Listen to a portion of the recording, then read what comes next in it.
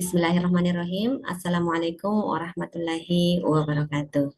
Bagaimana kabarnya hari ini? Mudah-mudahan kita semua tetap dalam lindungan Allah Subhanahu wa Ta'ala agar kita bisa beraktivitas sebagaimana biasanya.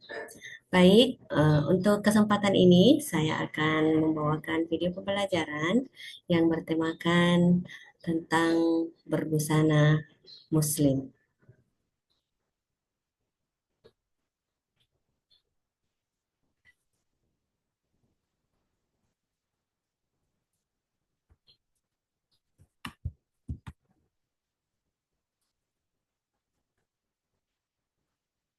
Ya, baik.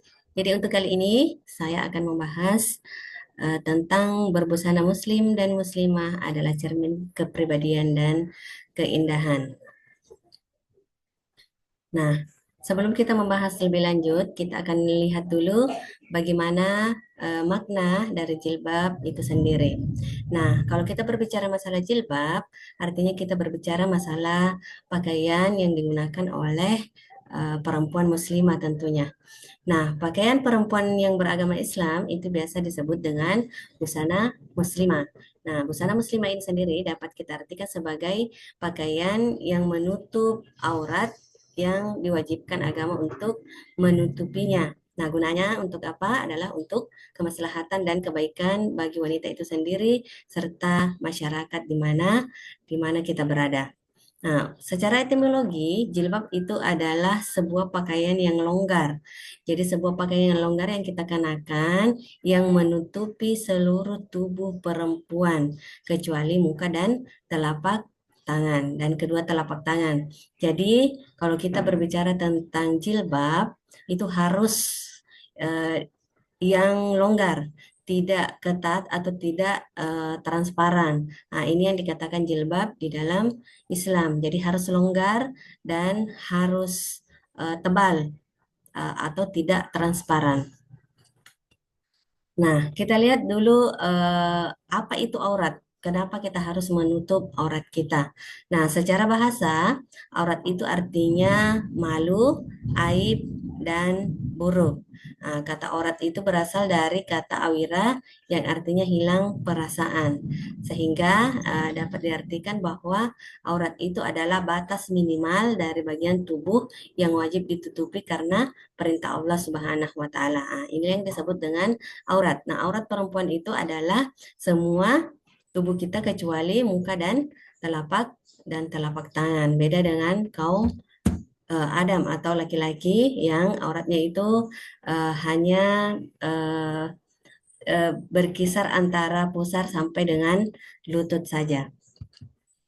Nah, kenapa kita harus menutup aurat? Di dalam Quran surah Al-Ahzab atau surah ke-33 ayat 59 dikatakan bahwa Rasulullah Shallallahu Alaihi Wasallam diperintahkan untuk menyampaikan kepada para istrinya dan juga sekalian wanita mukminah termasuk anak-anak perempuan beliau untuk memanjangkan jilbab mereka dengan maksud agar dikenali dan membedakan dengan perempuan non-mukminah non-mukmin atau non-muslim.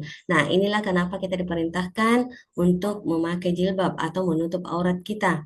Nah, beda antara memakai jilbab dengan menutup aurat. Kalau menutup aurat itu adalah kewajiban kita sebagai umat Islam sesuai dengan perintah Allah Subhanahu wa taala di dalam Quran surah Al-Ahzab ayat 59. Ya, di sini kita diperintahkan untuk menutup aurat kita agar bisa membedakan antara yang mana yang muslim dengan yang non-muslim. Dimaksudkan juga agar kita terhindar dari hal-hal yang tidak kita inginkan. Ada beberapa ayat yang berkaitan dengan kewajiban untuk menutup aurat, diantaranya di dalam sebuah hadis yang diriwayatkan oleh Ummu Atiyah. Nah, di dalam hadis yang diriwayatkan oleh Ummu Atiyah itu kandungannya kurang lebih bahwa kepada para wanita diwajibkan untuk menghadiri prosesi sholat Idul Fitri dan Idul Adha walaupun dia dalam keadaan haid atau sedang dipingit atau tidak memakai jilbab. Nah, bagi yang sedang haid, maka cukup mendengarkan khutbah tanpa perlu melakukan sholat berjamaah seperti yang lain. Dan wanita yang tidak memiliki jilbab dapat meminjamnya dari wanita lain. Inilah apa namanya? Bagaimana pentingnya kita menutup aurat. Walaupun kita tidak memiliki yang namanya jilbab, tetapi kita harus meminjam, ya, kita harus meminjam kepada eh, yang punya jilbab yang lebih agar kita bisa juga mengikuti prosesi sholat Idul Fitri. Makanya ketika kita keluar rumah atau kita misalnya harus berhadapan dengan yang bukan mahram kita, makanya kita harus menutup aurat kita. Kemudian di dalam Quran surah An-Nur ayat 531. Nah, di dalam ayat tersebut dikatakan bahwa bagaimana cara menjaga kehormatan kita adalah dengan cara yang pertama adalah menjaga pandangan kita, kemudian yang kedua menjaga kemaluan kita, dan yang ketiga adalah menjaga aurat kita. Nah, inilah yang kita bahas hari ini, yaitu bagaimana menjaga aurat kita. Karena di dalam surah An-Nur ditegaskan bahwa tiga cara menjaga kehormatan, salah satunya adalah menjaga aurat kita. Nah, kemudian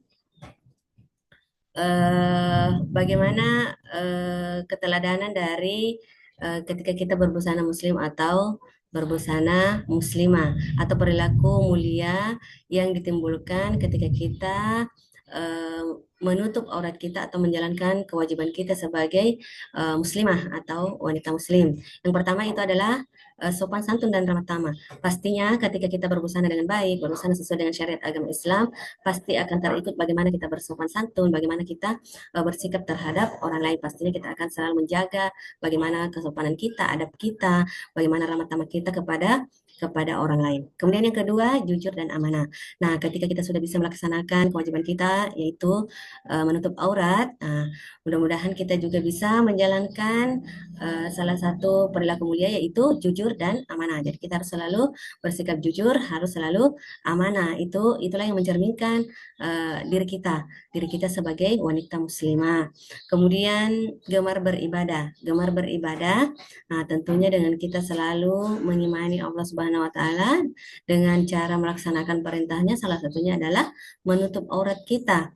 Adalah salah satu cara bagaimana supaya kita lebih gemar lagi untuk meningkatkan ibadah kita. Kemudian gemar menolong sesama, ini adalah salah satu bentuk ibadah juga. Ketika kita senantiasa menolong sesama, ini adalah salah satu bentuk perilaku mulia yang tercermin ketika kita senantiasa melaksanakan kewajiban kita, yaitu menutup aurat. Kemudian menjalankan amar ma'ruf nahi mungkar.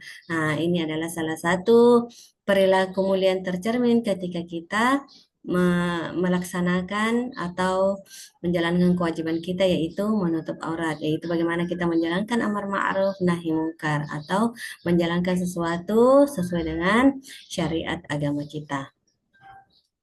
Baik, untuk kali ini, untuk kesempatan ini, mungkin ini saja yang bisa saya sampaikan. Lebih dan kurangnya mohon dimaafkan. Wabillahi taufiq wal hidayah. Wassalamualaikum warahmatullahi wabarakatuh.